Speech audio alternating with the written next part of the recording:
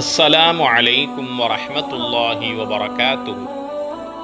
ஒரு நாள் பொழுது நபிகள் நாயகம் ஸல்லல்லாஹு அலைஹி வஸல்லம் அவர்கள் தன்னுடைய வீட்டிலே நடுநிசை நேரத்திலே உறங்கிக் கொண்டிருக்கிறார்கள். வானவர் ஜிப்ரீல் அலைஹிஸ்ஸலாம் அவர்கள் நபிகளாரிடத்திலே வருகிறார். வளமையாக இறை செய்தி வஹியை கொண்டு வரக்கூடிய ஜிப்ரீல் அலைஹிஸ்ஸலாம் அவர்கள் இன்று ஒரு ஜனாசா செய்தியை கொண்டு வந்திருக்கிறார்கள். நபியே, இந்த உலகத்தில் உள்ளவர்களும் வானில் உள்ளவர்களும் கவலைப்படுகின்ற ஒரு மனிதர் மரணித்து விட்டார் என்ற செய்தியை சொல்லிவிட்டு சென்று விட்டார்கள். கண்விழித்த நபிகள் நாயகம் ஸல்லல்லாஹு அலைஹி வஸல்லம் அவர்கள் தன்னுடைய நெருக்கமான தோழர்களில் ஒருவரான சஅத் இப்னு முஆத் ரலியல்லாஹு தஆலா அன்ஹு அவர்களுடைய வீட்டுக்கு செல்லுகிறார்கள். அங்கே சஅத் இப்னு முஆத் ரலியல்லாஹு தஆலா அன்ஹு அவர்கள் வஃபாத்தாகி கண்மூடி காட்சி தருகிறார்கள். ஆம், சஅத் இப்னு முஆத் ரலியல்லாஹு தஆலா அன்ஹு அவர்கள் தன்னுடைய 30வது வயதில் இஸ்லாத்திற்குள்ளே நுழைகிறார்கள். தன்னுடைய 36வது வயதில் ஹிஜ்ரி 5ஆம் ஆண்டு மதீனாவில் கந்தக் யுத்தத்திற்காக சஹாபாக்கள் அர்ப்பணத்தோடு ஆழமான அகழிகள் தோண்டி அந்த கந்தக் யுத்தத்திற்காக தயாராகி கொண்டிருக்கிறார்கள். சஅத் இப்னு முஆத் ரலியல்லாஹு தஆலா அன்ஹு அவர்கள் அந்த கந்தக் யுத்தத்திற்கான அகழ்கள் தோண்டுகின்ற பணியிலே தீவிரமாக ஈடுபட்டார்கள். அந்த காலத்திலே கடுமையான கஷ்டங்களை அவர்கள் முகம் கொடுத்ததன் காரணமாக அகழ் யுத்தத்திலேயே அல்லாஹு தஆலா முஸ்லிம்களுக்கு பாரிய வெற்றியை கொடுத்து விட்டான்.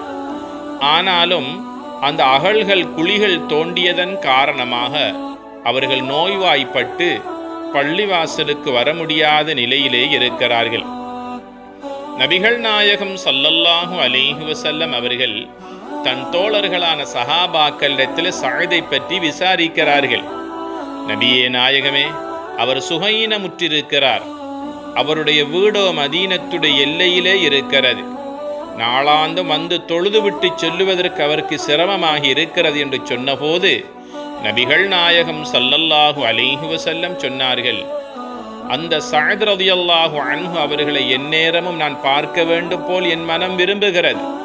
மஸ்ஜிது நபவிக்கு பக்கத்திலே அவருக்கு ஒரு கூடாரத்தை கட்டி கொடுத்தால் அந்த இடத்திலே நான் அடிக்கடி அவரை பார்த்து நலம் விசாரித்து அவருக்கு ஆறுதல் சொல்வேனே என்று நபி அவர்கள் தன்னுடைய ஏக்கத்தை சொன்னபோது அருமை தோழர்களான சஹாபாக்கள் மஸ்ஜிது நபவிக்கு பக்கத்தில் ஒரு சிறு கூடாரத்தை கட்டி கொடுத்தார்கள்.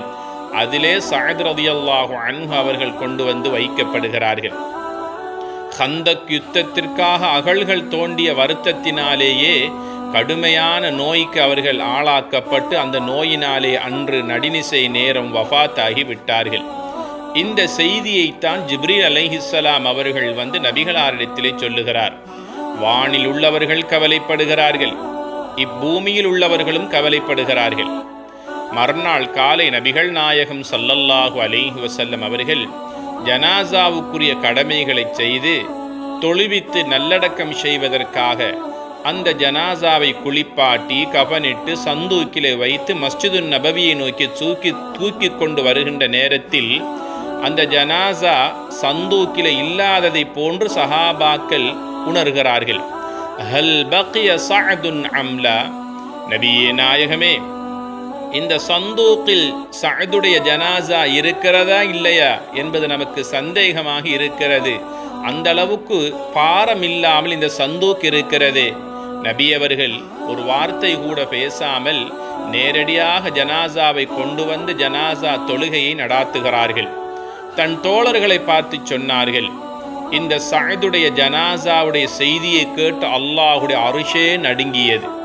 வானில் உள்ளவர்களும் பூமியில் உள்ளவர்களும் இவருடைய ஜனாசா செய்தியை கேட்டு கவலைப்படுகிறார்கள். 70,000த்திற்கும் மேற்பட்ட மலக்குமார்கள் இந்த ஜனாசாவை சுமந்து வந்து ஜனாசா தொழுகையிலே அவர்கள் கலந்து கொண்டார்கள் என்று அவருடைய பெருமைகளை பேசிவிட்டு இறுதி கடமையான நல்லடக்கத்திற்காக ஜன்னத்துல் பக்கீக்கு அவர்களை சுமந்து செல்லுகிறார்கள். நபிகள் நாயகம் ஸல்லல்லாஹு அலைஹி வஸல்லம் அவர்கள் கபருக்குள் இறங்கி தன்னுடைய தோழருடைய ஜனாசாவை தன் கையிலே வாங்கி உள்ளே வைக்கிற நேரத்தில் பிஸ்மில்லாஹி வஅலா மில்லத்தி ரசூலில்லாஹ், ஒவ்வொரு ஜனாசாவையும் நாம் கபருக்குள் வைக்கின்ற நேரத்தில் இந்த துஆவை ஓதிக்கொண்டுதான் உள்ளே வைக்க வேண்டும். இந்த துஆவை ஓதிய நபி அவர்கள் சஅத் ரலியல்லாஹு அன்ஹு அவர்களுடைய ஜனாசாவை உள்ளே வைக்கின்ற நேரத்தில் திடீரென சுபஹானல்லாஹ் என்று 3 தடவைகள் சொன்னார்கள். சற்று நேரத்தில் அல்ஹம்துலில்லாஹ், அல்லாஹு அக்பர் என்று அல்லாஹுவை புகழ்ந்தார்கள். எத்தனையோ பல ஜனாசாக்களை நபி அவர்கள் தன் கையினாலே நல்லடக்கம் செய்திருக்கிறார்கள். இப்படியாக உரத்த குரலில் சுபஹானல்லாஹ் என்றும் அல்ஹம்துலில்லாஹ் என்றும் கூறியது கிடையாது. ஜனாசா நல்லடக்கம் நிறைவு பெற்றதற்கு பிறகு சூழ இருந்த சஹாபாக்கள் நபிகளாரிடத்திலே வருகிறார்கள்.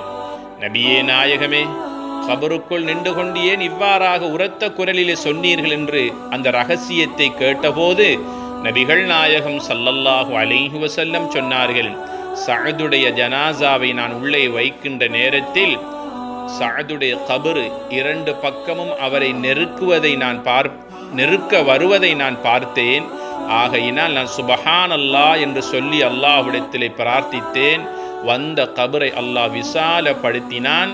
அதற்காக அல்லாஹ்வுக்கு நன்றி செலுத்துவதற்காக அல்ஹம்துலில்லாஹ் என்று கூறி அல்லாஹ்வுக்கு நன்றி செலுத்தினேன் என்று நபிகள் நாயகம் ஸல்லல்லாஹு அலைஹி வஸல்லம் அவர்கள் கூறிய இந்த ஹதீஸ் சஹீஹ் முஸ்லிமிலே பதிவு செய்யப்பட்டிருக்கிறது. அன்புள்ள சகோதர சகோதரிகளே, கண்மணி நாயகம் ஸல்லல்லாஹு அலைஹி வஸல்லம் சொன்னார்கள், ஒவ்வொரு மனிதனையும் கபரு நெருக்கும். அந்த நெருக்கத்திலிருந்து ஒரு மனிதனை அல்லாஹ் பாதுகாப்பதாக இருந்தால் அல்லாஹுடைய அரிஷே இவருடைய வஃபாத்துடைய செய்தியை கேட்டு நடுங்கியது. இந்த சஅதை அல்லாஹ் கபருடைய அதாபிலிருந்து பாதுகாத்திருப்பான்.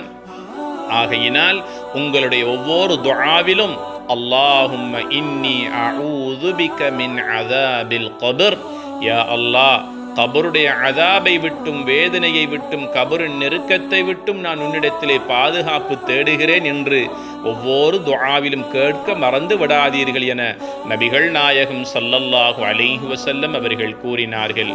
வஸ்ஸலாமு அலைக்கும் வரஹ்மத்துல்லாஹி வபரகாத்துஹு.